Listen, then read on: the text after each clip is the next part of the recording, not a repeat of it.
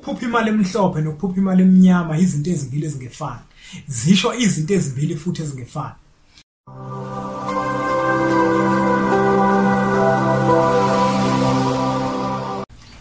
Ake ngibingelele umhlaba wonke la kufinyelela khona lo mfanekiso oqoshiwe igama umlekeleli wakambanjwa. Impunga yesintu ngiyakwemukela uma ukuthi usanda kusijoyina la kwi-channel yethu Impunga Yesintu TV.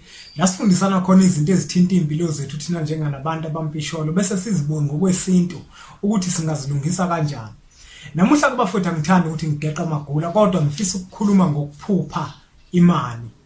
Abantu abaningi bacelile bathi Impunga Yesintu siyacela ukuthi ukuyibuke lento yokuthi uma uwumuntu ulele ekulaleni kwakho bese uphupha imali. Kodwa ngaphambi kokuba uyibuke leyo nto sothanda futhi ukuthi uqale ngokubuka ukuthi wena njenganomuntu uma kuwukuthi umuntu ongaphuphi kusuke kubaluleke kangakanani ukuthi uyilungise leyo nto ukuze kugcineni ugcine uphuphile. Bakhona abantu othola ukuthi ekulaleni kwabo abanye bayaphupha kodwa ekseni bangasakhumbula ukuthi baphupheni. Omunye uthola ukuthi yena akaphuphi inhlobo okanye ukuthi makusa nje ekseni kufana nokuthi njena ulalile ukuthi bekwenzakalana ebusuku akakhumbule. Kuyinkinga ke bafowethu ungawakhumbula amaphupho osukuwaphuphile wena njenganomuntu. Kuyinkinga futhi ungaphuphi. Kusuke kubalekile ukuthi uzisukumele wena ukuze ukwazi ukuthi uyilungise leyo nto ngoba enye yezinto eyenza ukuthi wena njenganomuntu amaphupho ungawakhumbuli ingoba kusuke kukhona ithongo okanye isidalwa esisuke sikwembethe uthola ukuthi singcolile.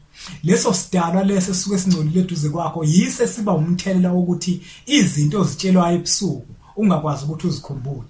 Sona sivele sifike sivale yonke into.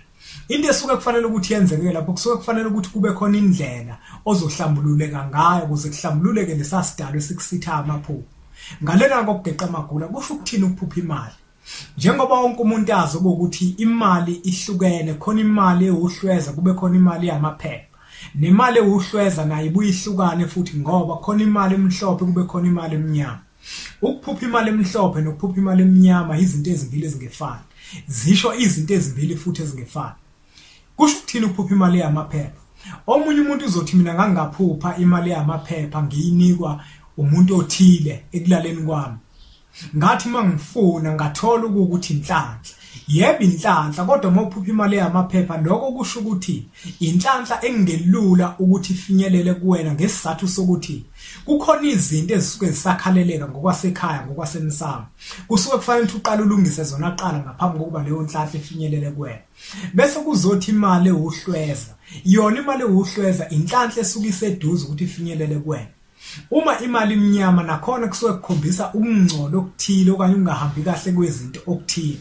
Uma leyo mali euhlweza ixubene nemali emnyama nemhlophe kusuke kukhomba ukuthi lenhlanhla yakho eseduze ukuthi ifinyelele kuwena kodwa kukhona izinto ezizoyiphazamisa ukuthi ifinyelele kuwena.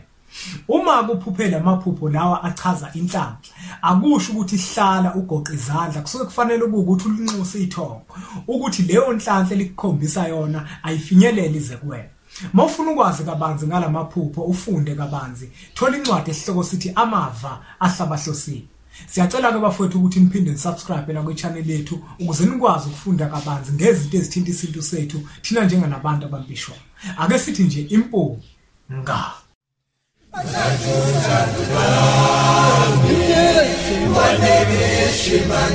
Shimane,